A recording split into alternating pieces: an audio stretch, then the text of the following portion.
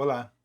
Quantas vezes a gente não deve ter acordado de manhã com uma enxurrada de notícias que nos deixam tristes, desanimados, um problema com um familiar, uma notícia que nos chateou ao ver um noticiário, ou até mesmo com a gente, alguma enfermidade, algum sentimento, alguma tristeza que nos abate. Isso é comum a todos nós. Nós não somos isentos de termos esse tipo de momentos e de sentimentos. Mas a gente, se você é cristão ou se você ainda não é, a gente pode ter uma esperança vindoura e uma esperança também real no momento presente. Por que não? Hoje a gente quer continuar nossa leitura sobre o livro Mateus para Todos, do eminente teólogo N.T. Wright. Meu nome é Cláudio, seja bem-vindo ao meu canal. E a gente tem feito essa leitura devagar, pausadamente, na medida do possível, trazendo aqui para vocês, a gente compartilhar, dialogar com o autor do livro, o que ele diz, a leitura bíblica que a gente faz sobre o tema, e assim nós podemos refletir. E essa introdução que eu trouxe para nós hoje, sobre as dificuldades que nos assolam e a esperança que a gente tem, é o que a gente vai ver na leitura de hoje. Nós vimos no vídeo passado a respeito de Jesus ser o Senhor do sábado. Sábado que significa descanso, o Shabá, o descanso para nós. Jesus é o nosso sábado. E agora, na sequência do Mateus, Evangelho de Mateus, a gente vai falar sobre Jesus, o servo. Então me acompanhe, venha comigo, vamos conversar aqui com o N.T. Wright, vamos trocar aqui uma ideia para ver o que a palavra do Senhor tem para nos dizer no dia de hoje. O trecho que nós vamos ler é de Mateus, capítulo 12, versículo 15 a 21. Evangelho de Mateus, capítulo 12, versículos 15 a 21. Na linguagem que o autor usa, e o título que ele coloca é O Servo, e diz assim: Jesus descobriu os complôs contra ele e deixou o distrito. Grandes multidões o seguiram, e ele curou todos eles, dando-lhes instruções precisas para não contar a ninguém a seu respeito. Assim era para que a palavra do profeta Isaías se cumprisse, conforme diz lá em Isaías o seguinte: Vejam, aqui está o meu servo, aquele que escolhi, meu servo amado, aquele em quem meu coração se comprasse. Porém nele é o meu espírito, e ele anunciará o verdadeiro julgamento ao mundo todo. Não discutirá, nem erguerá sua voz ou gritará. Não quebrará o caniço rachado, e nem apagará o pavio fumegante. Até que o seu julgamento ganhe a luz do dia, o mundo depositará sua esperança no nome dele. Chama atenção para o versículo 21, o último que a gente leu. O mundo depositará sua esperança no nome dele.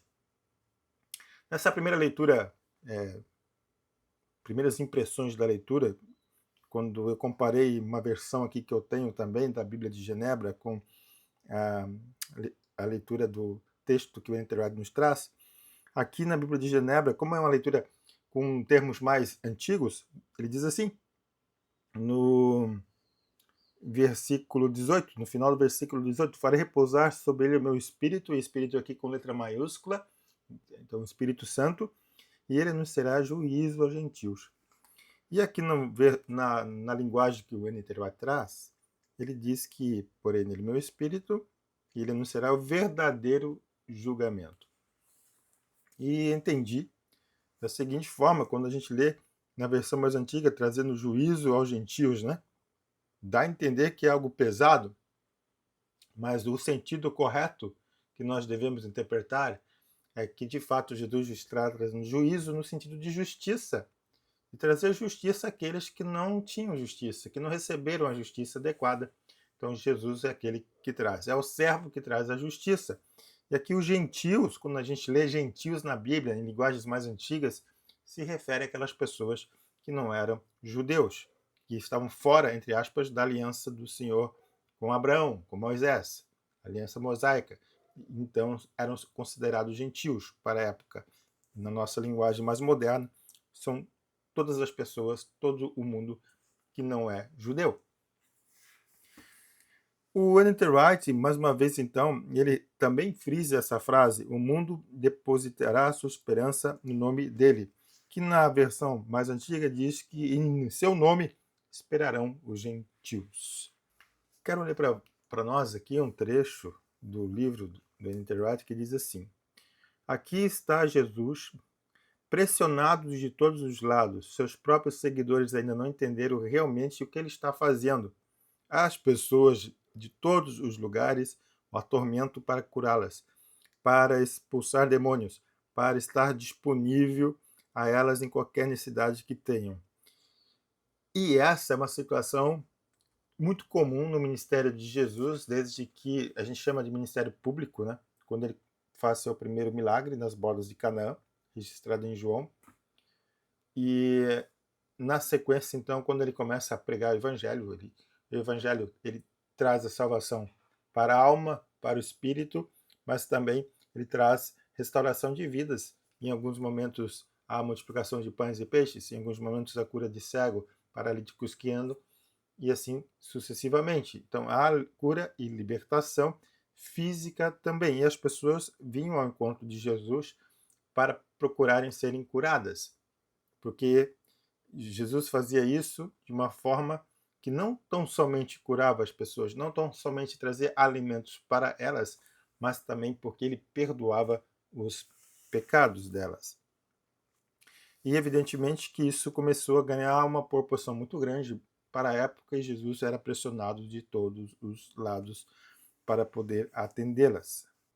O N.T. Wright diz assim, que Jesus sabia onde tudo isso o levará, mas ele segue em frente. Quer dizer, todo aquele movimento das pessoas querendo estar perto dele, fazendo com que a sua popularidade aumentasse, e assim o declarasse Messias, isso era um risco que ele não queria correr, porque ele sabia para qual finalidade ele havia vindo, que era para morrer pelos nossos pecados, se entregar a nós como o Filho de Deus que morreu por nossos pecados na cruz. E o povo todo já vendo as ações, os milagres, toda aquela revolução de Jesus que estava acontecendo na época, já o queriam elevar ele à categoria de um Messias político e libertador do povo sob o jugo romano. Não foi para isso que Jesus veio, e ele deixa bem claro nos evangelhos. Mas a população já queria fazer isso. Por isso que aqui também se fala, no texto bíblico, ele dava instruções precisas para não contar a ninguém a seu respeito, porque ele não queria ser conhecido, chamado a atenção pelas curas e pelos milagres que ele fazia, mas sim como um servo, conforme o texto também nos diz: eis aqui o meu servo, aquele aqui escolhi. Ele era apenas um servo.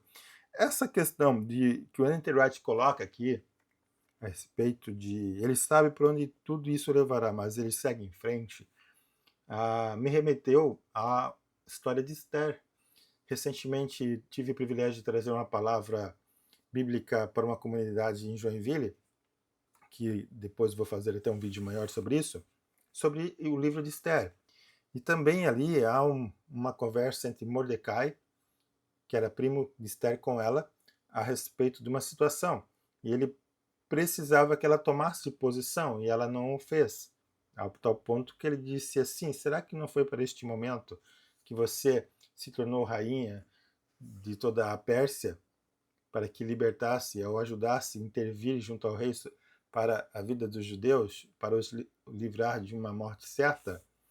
Então, será que não foi para isso que você veio, Esther? Foi o que Mordecai pergunta. E isso ela não tinha essa convicção, mas Jesus tem essa convicção.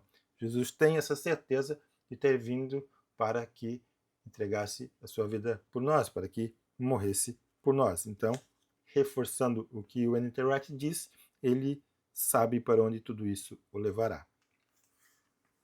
Continuando aqui na leitura do livro, e ele segue em frente, porque tem uma história em mente, a história do servo, a história de Isaías, a história mais famosa do profeta mais famoso, que é Isaías.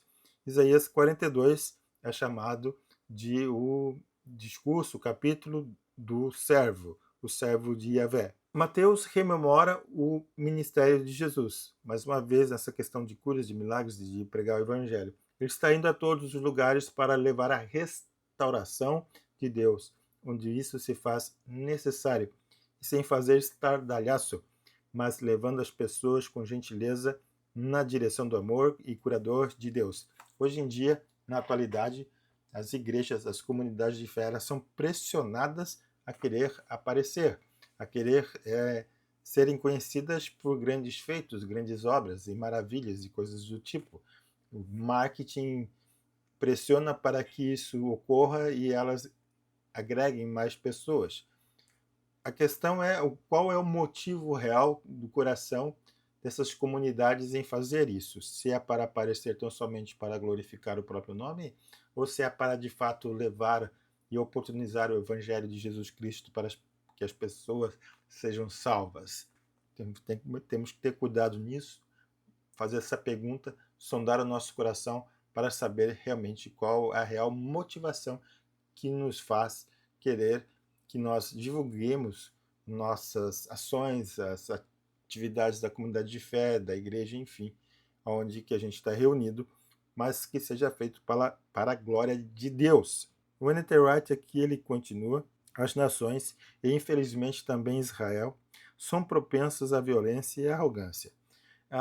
Recentemente, até por conta do conflito entre Estados Unidos e Israel contra o Irã, e não é só ali, mas na Rússia contra a Ucrânia e em outras guerras que tem ao redor do mundo e que não são noticiadas, a violência urbana que nos cerca, a gente fica questionando realmente que se o projeto humano ele foi bem sucedido. Parece ser muito, mas muito falho.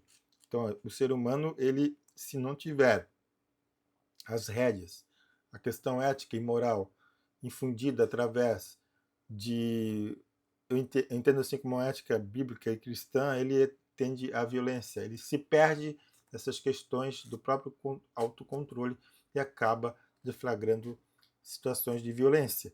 Então, o evangelho, de certa forma, é esse freio, querendo ou não, é um freio moral e ético que nos auxilia, nos ajuda a vivermos em comunidade. E o N.T. Wright também fala assim, sobre essa questão das nações serem propensas à violência. Por isso também, os que querem seguir em frente neste mundo tendem a empurrar os que se põem em seu caminho.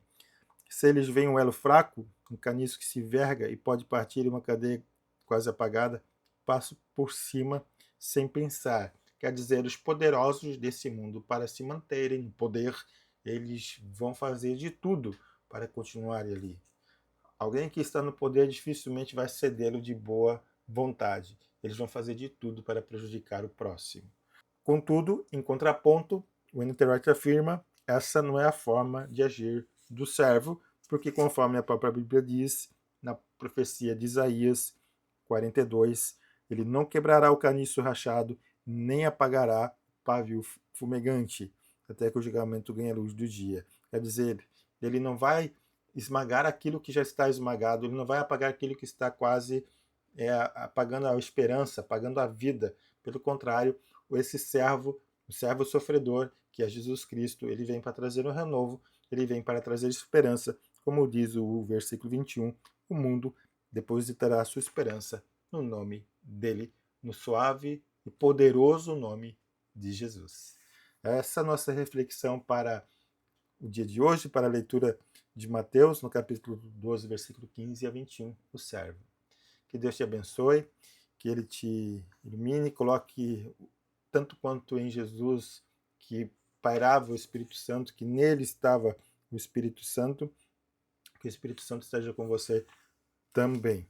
Na próxima leitura, nós vamos ler Mateus capítulo 12 em diante, do versículo 22 em diante, e ali tem uma situação bastante pesada, mas necessária para a gente refletir também. Obrigado mais uma vez por ter me acompanhado até aqui. Deus te abençoe e até a próxima.